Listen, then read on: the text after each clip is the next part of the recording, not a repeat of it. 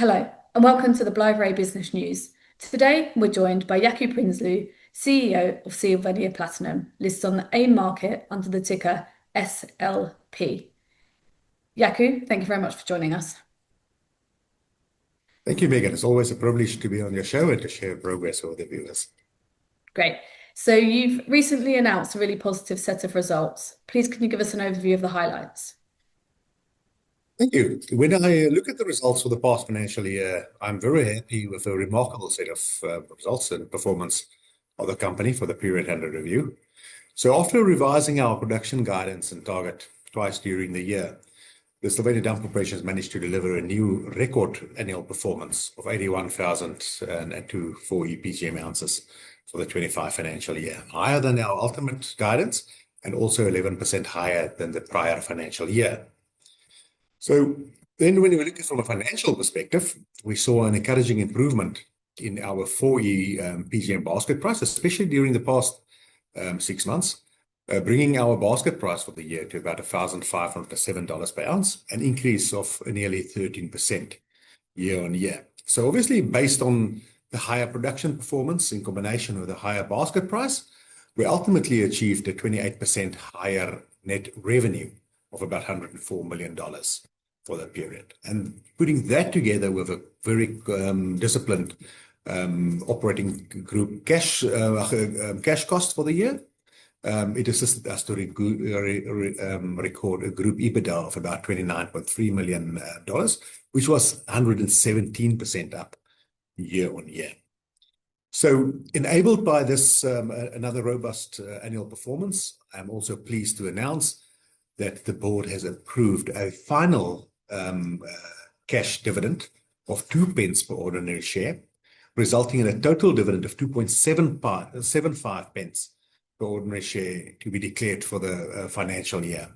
And if you take this, compare it to the previous financial year and exclude the special dividend that was included in 2024, this is a dividend that is both higher than our 2024 cash dividend, as well as materially higher than the minimum payment required under our dividend policy.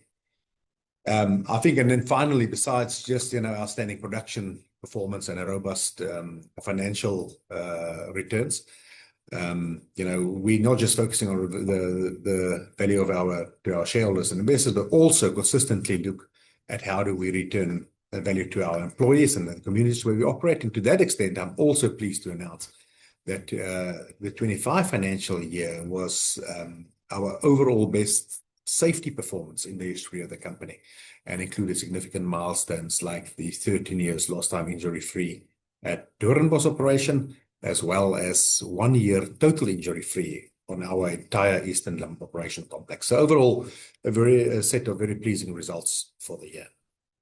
Thank you for that. And just to expand on this, what's driving the boost in both production and revenue? Thank you. Firstly, from a production perspective, the record production was primarily enabled by about an 18% higher PGM feed grade we achieved during the year compared to the previous period. While our PGM feed tons were marginally down, and the PGM recovery efficiencies was quite stable year on year, in line with our expectations. So, focusing just a bit on the flotation feed grades, we specifically had the benefit of higher than planned feed grades from the host mine sources at both our Tweefontein and Mooinooi operations, as well as the continued third-party material that we source and treat at our Eastern Limb operations. And then finally, also the introduction of the new higher grade current rising feed stream at our Lesedi operation. And that all contributed towards the higher PGM grade. And then obviously, higher production levels, of course, contribute towards increased revenue, especially when combined with the improved PGM basket price that we have seen over the period, as I've discussed before.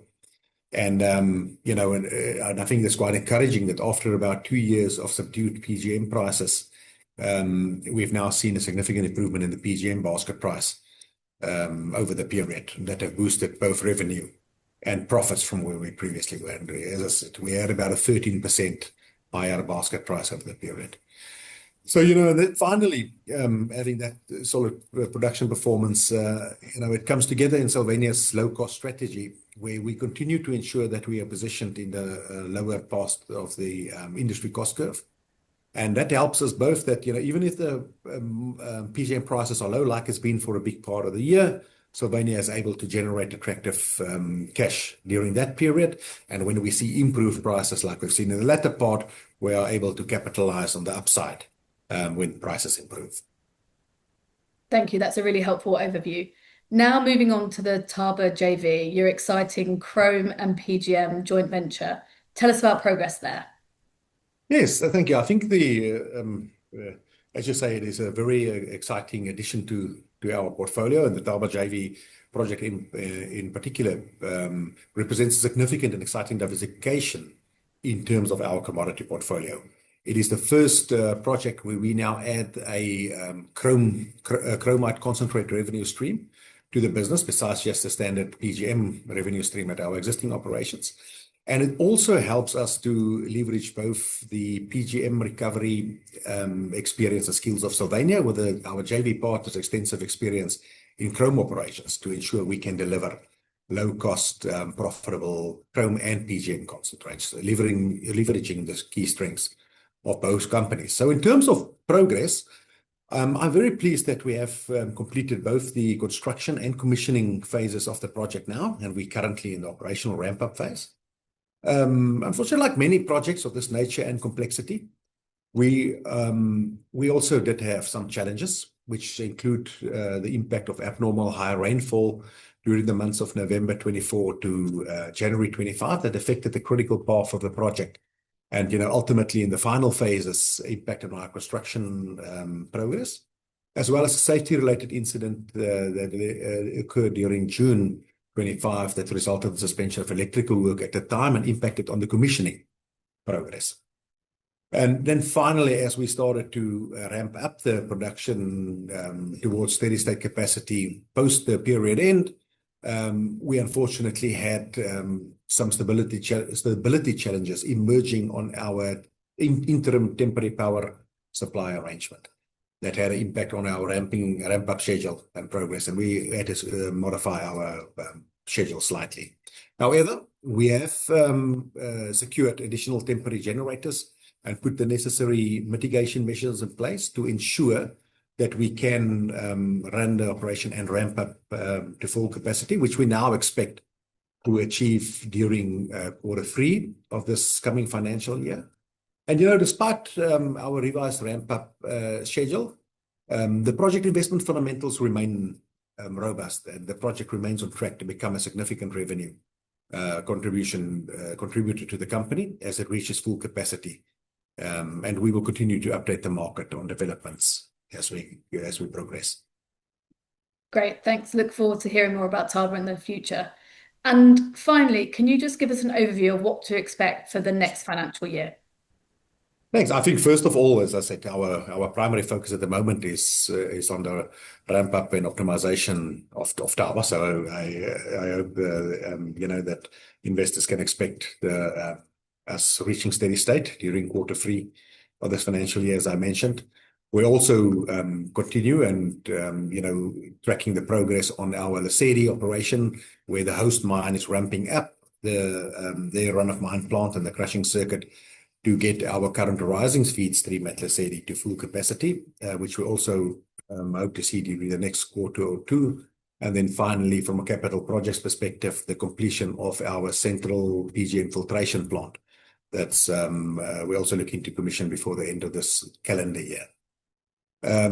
From a production point of view, we're expecting our existing Sylvania dump operations to continue their strong performance and momentum into the new financial year. And we're expecting a target for PGM production of 83 to 86,000 ounces for the year, as well as the first chromite contribution and production for the year from our Taba joint venture, which we currently estimate at between 100 to 130,000 tons of chromite concentrate attributable to Sylvania for 26, before we then would ramp up close to the 200,000 tons per year design in 27.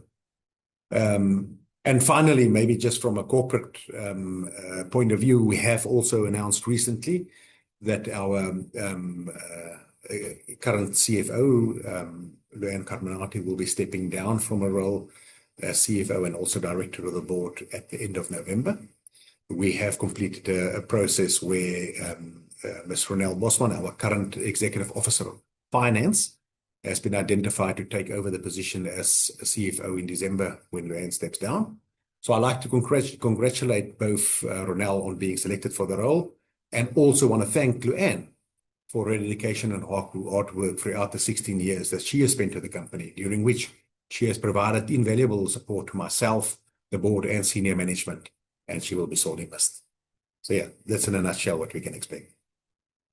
Thank you very much for that, and thank you for joining us. Thank you.